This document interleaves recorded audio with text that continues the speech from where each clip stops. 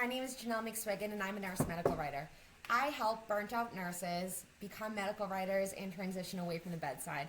This is the Nursing Now YouTube page, and we're going to be talking about why I transitioned away from the bedside to my home office and my journey as a medical writer, and just really the pinnacle of why I left. What was my tipping point so you guys can start to recognize it in your own lives. So I was working at the bedside, and I will also say that I do still work at the bedside in very limited capacity. I don't want to say I completely quit because I don't think that's helpful for every single person individually. I think that leaving is a very specialized decision that you should make based on your finances and your goals.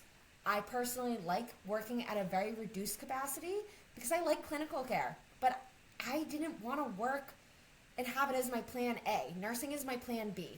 And it has been since I started. I knew that I probably wasn't going to stay forever and have it be my number one. And I'm happy to say that medical writing is my plan A and nursing is my plan B.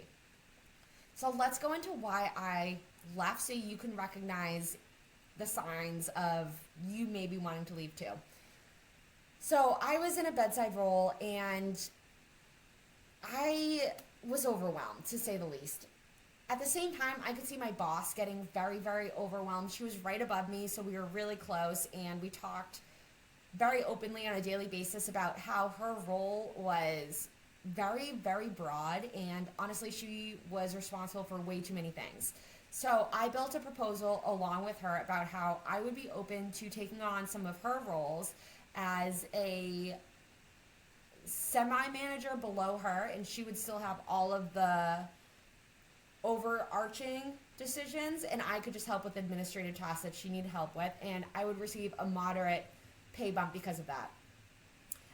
So we proposed it, and it got denied, but it didn't get denied because there wasn't a need. She was incredibly burnt out. She was overworked. She was working on the weekend. She was working nights. She couldn't keep up with her workload. It got denied because they didn't want to pay me extra. They rebutted with, well, why don't you just have Janelle do it anyways? And I rebutted with, that's not my scope. That's not what I was hired for. I will not do free work for free. If you want me to have a managerial position, you will pay me for such, or I won't do it. So I was like, I'm not going to do it. And I'm very sad to say my nurse leader actually ended up quitting later on in the year because she had burnout, which is really sad. I saw the burnout happening. Like I said, we built the proposal to try and reduce the risk of her actually having burnout and to alleviate a lot of the stresses of our department, and we were denied because my boss's mental health was not worth the monetary value that we had assigned for it, which was super depressing. Right away, I was told, mental health doesn't matter. You guys don't matter. It's more important for you to do the work or not do the work. We don't care. We're not paying you anymore. So super sad. She ended up leaving. At the same time, we didn't have enough supplies to do our job. A lot of the time I would go to grab something and it just wasn't there. And then COVID hit.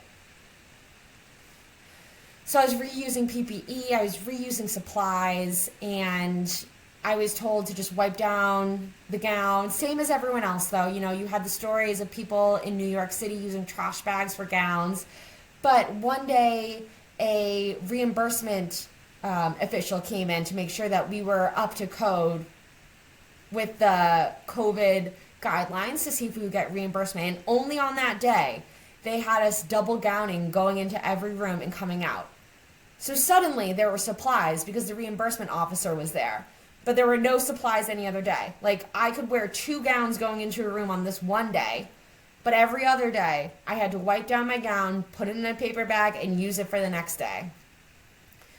So I know COVID was a crazy time for the healthcare system, but it just showed me that the only time they cared about me was when a reimbursement officer was looking. They only cared about money. They did not care about my boss's mental health, and they did not care about my physical well-being at that time. So that really put everything into perspective for me. It really showed me what was important to my facility, and it wasn't me.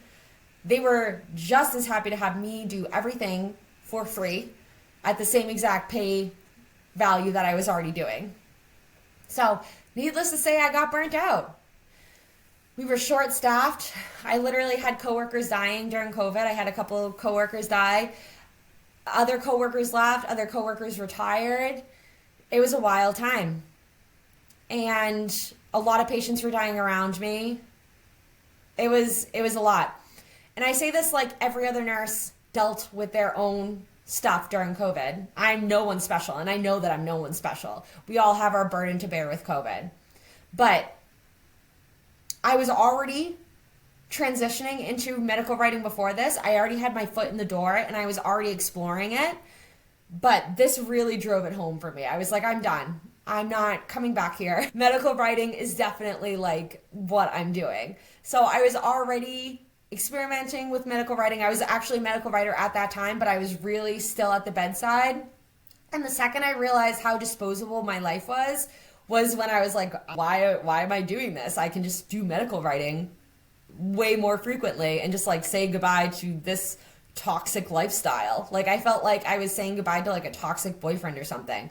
So I ended up leaving the bedside, and frankly, I haven't really looked back. I do stay in a reduced capacity, not at those facilities. I've never gone back to those facilities in a healthier facility. But I will say that medical writing allowed me to quit those facilities right away and then shop around for another facility that I was happier with, and to be at that facility at a much reduced time.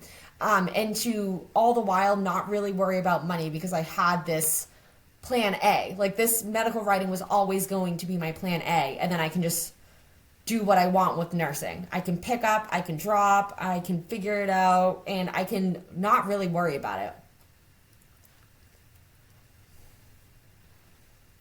So I invite you to consider medical writing if any of this sounds like you. If you aren't being taken away, if you aren't being taken care of at your job, if you're feeling frustrated, if you're getting asked to do work for free, you don't have to. You have other options, and medical writing is a very valuable one that you can consider. Thank you for joining me today on Nursing Now. That's it for today. Like, subscribe, and follow if you guys are interested. And I have more resources at willowbarkwriting.com if you're considering leaving the bedside. I'm also active on Instagram, TikTok, and I have a podcast now. Thank you guys. Bye.